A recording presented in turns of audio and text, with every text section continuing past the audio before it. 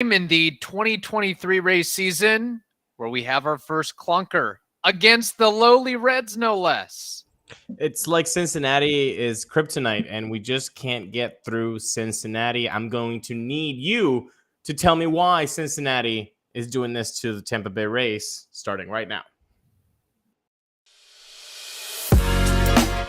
You are Locked On Rays, your daily Tampa Bay Rays podcast, part of the Locked On Podcast Network, your team every day. Hello, my name is Kevin Weiss. I'm Ulises Sambrano. And we are the host of the Locked On Rays podcast, part of the Locked On Podcast Network. Thank you for making us your very first listen every day. Be sure you check out and subscribe to our YouTube channel at Locked On Rays, as well as all the other traditional podcasting platforms.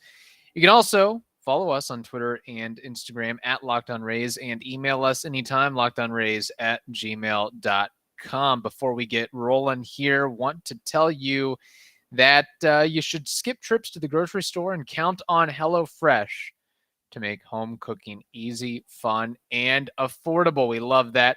That's why it's America's #1 meal kit. Go to HelloFresh.com/MLB60, MLB60, and use code MLB60 for 60% off plus free shipping. Before we get rolling here, let me turn down my TV. That's loud and annoying. There we go. Wow, we have it. First clunker of the year. Have to get it out of the way some point. You can guarantee, you can bet your bottom dollar, whether the Rays win 80 games, 90 games, or 100 games, there's going to be a handful or two handfuls of clunkers. And alas, 16, 17 games in, we have it here. 8-1. 8-1, thanks to Josh Lowe putting that garbage time homer on the board at the very end. Okay, so it's clunker episode, people. So if you're new to this season, to watching Locked On Racers, listening to it, get ready. This is a clunker episode, okay? Where passions run very high and logic goes out the window for the first 7 minutes. Okay, this is just a passionate first 7 minutes. Then we can be positive and look at the silver lining. But right now, these next 7 minutes are just pure venting. Okay, so get ready for this. OG listeners. Again, clunker, this is a 1997 Chevy Silverado with 220,000 miles on it. That's what we're dealing with. Clunker season. Clunker app. And everydayers, OG Locked On Race listeners, they know about the clunker episode. So they know what's going to happen right now. Look, it was such a muddied game. I know it was a fast game because pitch clock, but it was just it felt long. It felt instead of 2 hours and 28 minutes, it felt like 3 hours and 28 minutes. Oh my God. It was to a crawl. It was, just again, no situational hitting by the Rays, 0 for 10 with men in scoring position. That's not going to get it done. 8 men left on base. Kevin Kelly, who has good stuff, just could not find the strike zone today. 1 inning pitch, 2 walks, 2 hits, 3 runs. You know when it's bad? Kevin? When Neil Solondz actually drops the homerism by like 10 levels. I listened to the radio broadcast in the first 4 innings, and when Kevin Kelly was doing his thing in the 4th inning, even Neil Solondz, who is a homer, and we know this, everybody knows this, he knows it. Oh, he's a company man through and through. He knows who signs his paychecks. He dropped that. He was like, well, it's really not looking good right now for Kevin Kelly. And I like that. I appreciated that. So thank you, Neil, for giving us what we as the listenership needs to hear. We need to feel vindicated that, hey, this guy is just not finding the strike zone. Don't tell me good stuff. Don't tell me that right now. Tell me he's not finding it and something has to happen. So thank you, Neil, for that. But really, I mean, it was just, like you said, the Josh Lowe home run. Thank you, Josh, for getting a couple knocks in the home run and keeping that home run streak alive of 17 games in a row with a home run. Let's go get that record. What is the record, by the way? Do we know what that is? We seem to be very apparent and aware of how many wins in a row the Rays needed, but how many games with the home run do the Rays need for a particular record? To start this season, the record is 20 by the 2019 Seattle Mariners. I would have not guessed the Mariners as being that team from 2019. There were probably about 10 other teams, 12 other teams I would have guessed. From the 2019 season. Yes. I remember. I mean, the 2001 Mariners, I would understand that. Sure. The 2019 Mariners were a very quirky bunch in the beginning. You know, they had that Ichiro Japan game that he retired from. And then, Rays legend. How can we forget? Tim Beckham was just destroying the baseballs that were thrown to him. He was just doing Mikey Matuk September stuff to the baseballs. Right. Well, now we know what was helping him in 2019 do that to the baseballs. If you know, you know. Yes, but yeah, that's the record, man. So thank you, Josh, for keeping that alive, but really not a lot of positivity that you can take away, although we're going to do so in segment number 2. But yeah, I don't think I can. I'm not happy, man. Yeah. A couple things here. This is the risk you take with a bullpen day where you're basically throwing out 2 rookies in addition to Jalen Beeks. Kevin Kelly and Criswell. You're rolling chances there. And I did a quick Google search of both Kevin Kelly and Criswell, and their outings, their performances against the Reds tonight, it is showcased by their masthead photos on MLB.com. Like, whoever posted their photos, those are the absolute god-awful worst photos I have ever seen. If I'm Kevin Kelly and I'm suing Criswell and I'm their agent, I would say remove those. I'd rather have a black silhouette of a player rather than the facial expressions that they have. It looks like they're smelling vinegar. Go back to lockout days with the silhouettes. I mean, yeah, guys, if you haven't yet, go to RaysBaseball.com, look up Kevin Kelly and look at his cover picture, and then proceed to laugh for the next 7.5 minutes because it's like, oof, it's rough. So yeah, that's what every Rays fan was looking like. That's every Rays fan facial expression over the course of this 2.5-hour monstrosity. Which again, before I look, it's the Reds, they're going nowhere, but fewer than 8,000 fans. Holy cow. I'm willing to bet and guarantee that AAA Louisville, their affiliate, drew more. I mean, probably 15 to 20 AAA ball clubs drew more than what the Reds drew. And I know the weather wasn't great, and that may be also a factor of why. Well, I mean, the Rays got 8 hits. They went. The story's 0 for 10 with runners in scoring position for one. But we do know the Rays struggles when you are going cross country and you add in the chillier weather environment too, not to make excuses there, but an all around bad game for the Rays. And for whatever reason, it doesn't matter how good the Rays are and how bad the Reds are. The Reds seem to have the Rays number. I think it was on the radio broadcast that I heard that the Rays are like 2-8 all time, maybe now 2-9 all time versus the Cincinnati Reds. So maybe too much Skyline chili before the game. Get the Rays a little bit groggy and out of shape there. I don't know what it is, man, but they definitely just looked off. I know, look, games like this are going to happen, and you can't win every game. Cliche, but they looked flat. Bad. They looked flat, exactly. And, you know, I know that a couple guys had a couple hits. You know, Randy Rosarena with 2 hits, Harold with the 2 hits, Josh, like we said, had a good day with a couple hits. But after that, it was really, there's not a lot to be happy about or celebrate really on today's game. It's a clunker, man. It's just really a clunker. Last thing on the clunker note here. And I know that the Rays, I was kind of rooting for a shutout. I hate to say this because it would have made my question posed to you a little bit better, but I'm going to ask it regardless. Over under. Let me think about this. Over under 8.5 shutouts this season for the Rays. They get shut out. Ooh. Over under 8.5. Okay. Let me make some math because you're going to lose at least 60 games Every year. Again, you can bank on this. You're going to win 60. You're going to lose 60. What do you do with the other 42? So every 10, you get one clunker.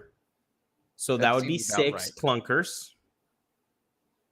I'm going to go under 8.5.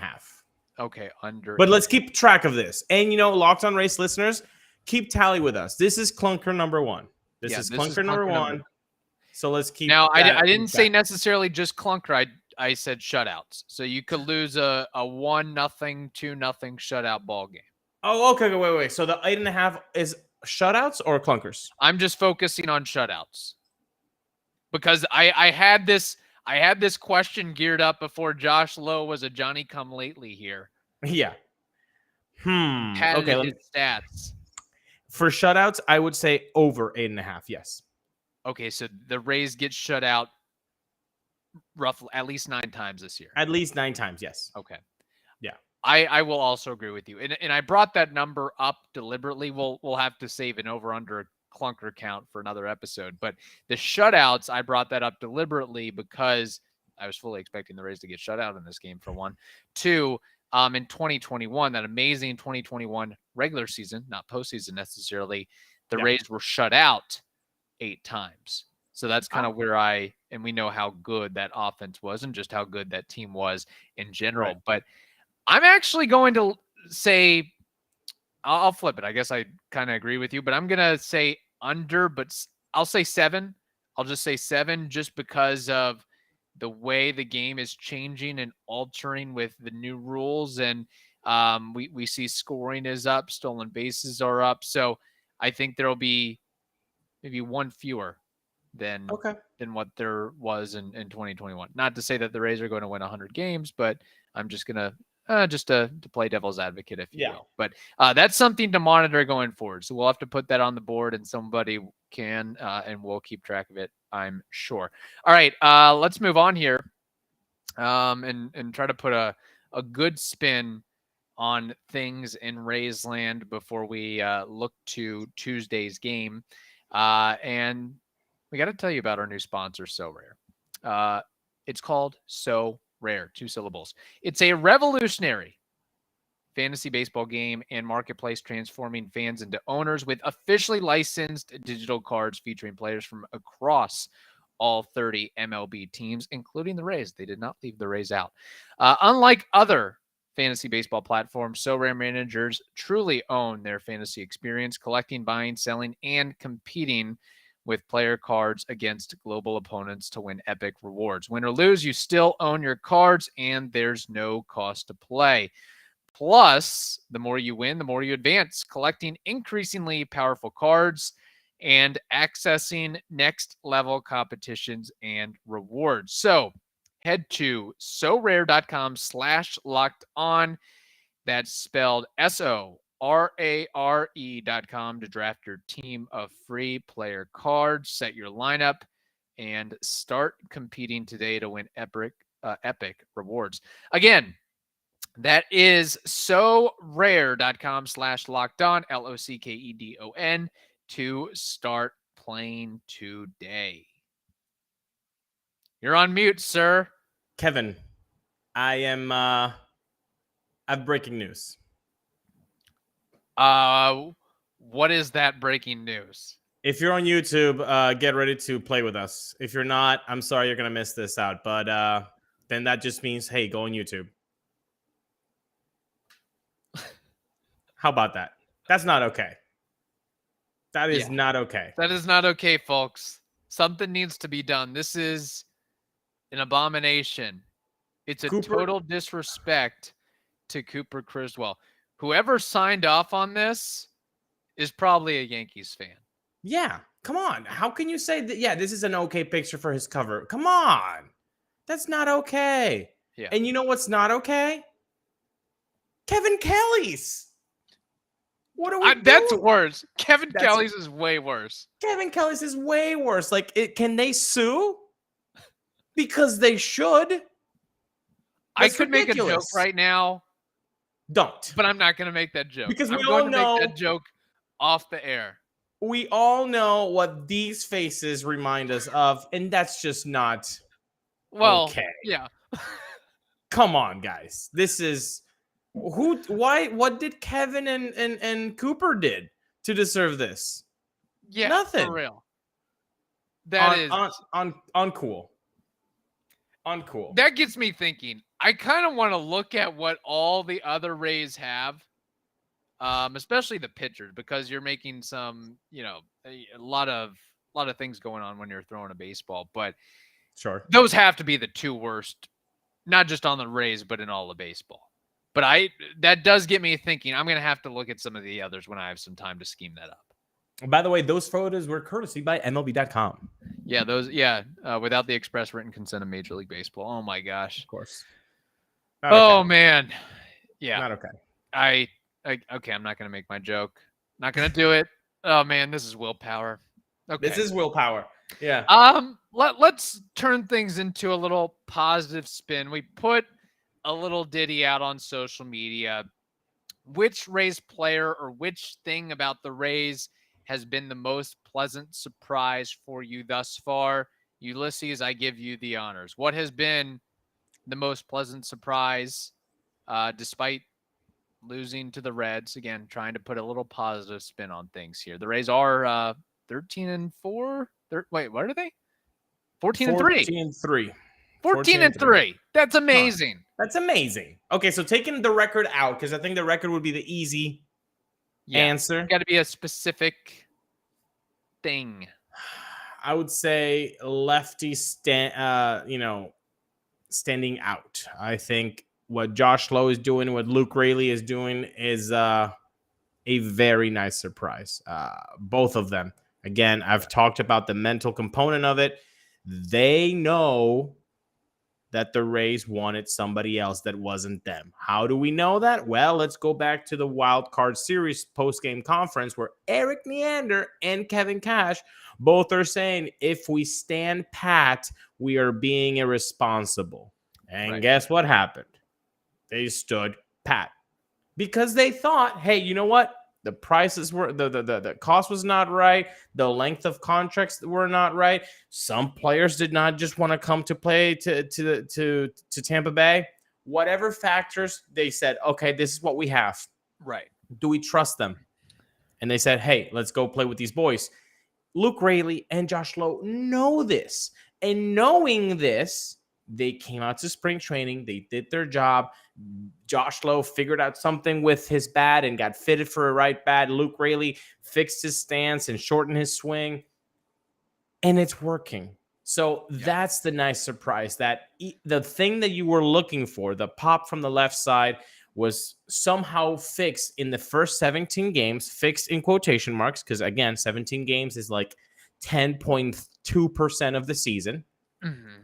So far, the lefties are coming through. So that's my biggest surprise and pleasant surprise, rather. Yeah, and I'll follow up with that and just more specifically say Josh Lowe. Again, Josh Lowe, including, whether what he did, I was still going to say Josh Lowe despite what he did or with what he did against the Reds, because just and I know you mentioned the bat thing, but and I don't necessarily have a side-by-side of his swing this year compared to last year or previous years, but he's got a very short, compact swing, which I think is very important with a guy of his size, his stature, and his long limbs. As somebody who has a relatively similar build and wingspan with him and playing golf and softball and all these other sports, you got a lot of moving parts there. And the more that you can constrain that only helps you. And you look at his swings, he doesn't even have to follow through all the way to hit a 410-foot bomb to straightaway center. So I think that just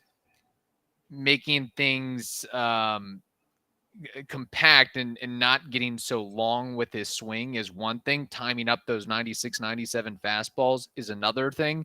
And being able to adjust to the off-speed pitches. We've seen all of that across the board. And what really stands out to me too is runners in scoring position, 2 outs, and he can deliver a hit. Yeah. He can deliver a blow and not be the guy that is a rally killer. And it's like, oh, well, he's up, so inning over. So he is really coming into his own, just like other guys as well. I mean, we've mentioned him. A lot of guys are really stepping up and contributing, but Josh Lowe is the guy that Rays fans, prospect huggers have been counting on for the last couple of years. And, more so last year, but now it's really seeming to find his footing. And sometimes it's just a case of a guy needs a couple hundred at bats. Maybe he needs to be called up, sent back down, called up again, sent back down. It takes a couple of times to figure things out. Ask Jared Kelenic about that. Ask a lot of other guys about that. You got to have patience. The problem is if your roster space does not have the luxury of having patience, then some prospects might go by the wayside. But honorable mentions, nice, very pleasant surprise to see continued power, Isaac Paredes. Pleasant surprise of seeing more power, Harold Ramirez and Yandy Diaz. And last but not least, pleasant surprise for being productive with the bat, Taylor Walls. That's all good. Yeah, and some listeners out there, Walls offensive production, Josh Lowe, power from the bottom of the order, the bombs, inexpensive $10 seats. I like that. Outside the box thinking. Nice. Walls bat again. Yandy's power. Yes, Yandy is showing pull power for sure. Production from the bottom of the lineup, and so that pretty much covers it and hammers on it there. So. People are gonna be upset you didn't say their ats on Twitter, man. Oh, I'm sorry. There's just too many people contributing, but we appreciate each and every one of you. So all right, so that out of the way again. Pleasant surprises. We hope they're able to keep it up. And again, I think I mentioned this on a solo show a week or two ago. Just, the Rays struck out on bringing in that big free agent bat, but there's something about it that I love of investing and trusting and giving guys within your organization a shot to test themselves and prove themselves without having to go outside to bring in the savior, if you will. So, all right, moving along here. Tuesday's game, we have Taj Bradley getting the call up, going up against Nick Lodolo. So hopefully the Rays can get back on the straight and narrow. I will say this, though. Nick Lodolo might be one of the he might be one of the biggest unknowns in baseball, one of the best kept secrets in baseball. But because this guy at 6'6", lefty, he can throw. And I'll tell you what, I made a comparison between Taj Bradley and Chris Archer and the way they look and deliver. I know this is not comparing these two players necessarily, just the way they look and their deliveries. Nick Lodolo, Randy Johnson, look it up. Just that big lefty sidewinder action. Now, Lodolo doesn't necessarily throw as hard as Randy Johnson, but 95, 96 from the left side with a couple other really good pitches. He's really more of a two-pitch guy, but he's good.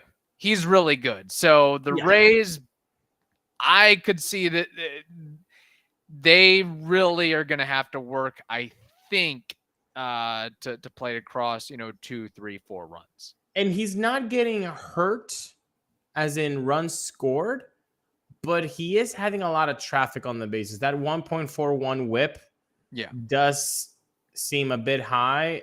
But again, he's gotten out of trouble. Sometimes when you have good stuff and also good luck, you can get out of the way.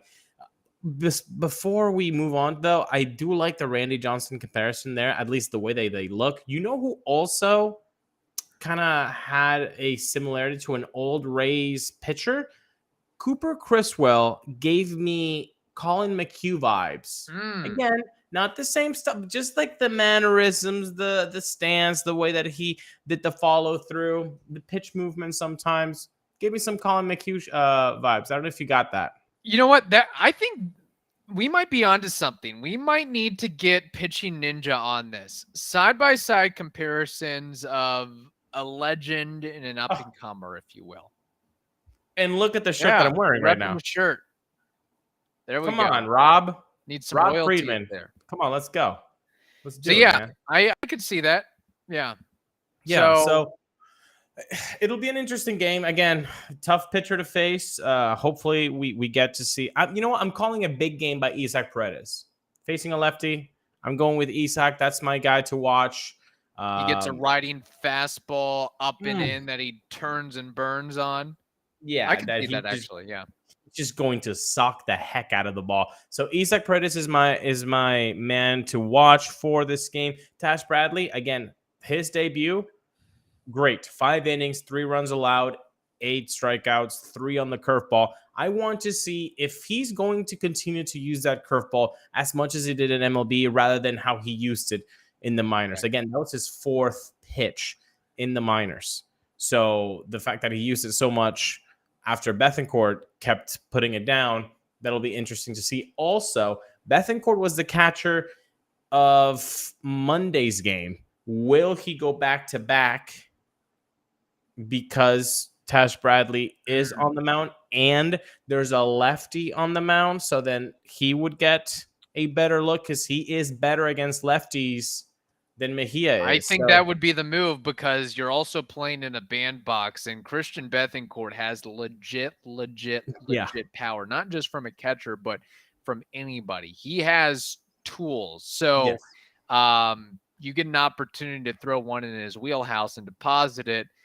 Maybe it's before you know it, you're up by 2 or you're up by 3, whatever it may be. So I think Christian Bethancourt is really, after, dozen years in the minors and playing overseas and all that, he's finally getting his opportunity and a shot, and he's capitalizing on it. It's weird because the Rays, not to go into a whole diatribe here, but finding these catchers up the scrap heap by trade or acquisition, you saw it with Travis d'Arnaud and now Christian Bethancourt. We've seen it with others that they kind of come out of nowhere, and then somehow the Rays, they're always looking for catching help, but he's a good one. He's a special guy, and he has one of the best arms from a catcher as well. I mean, I think one of the hardest throws of last year came from him.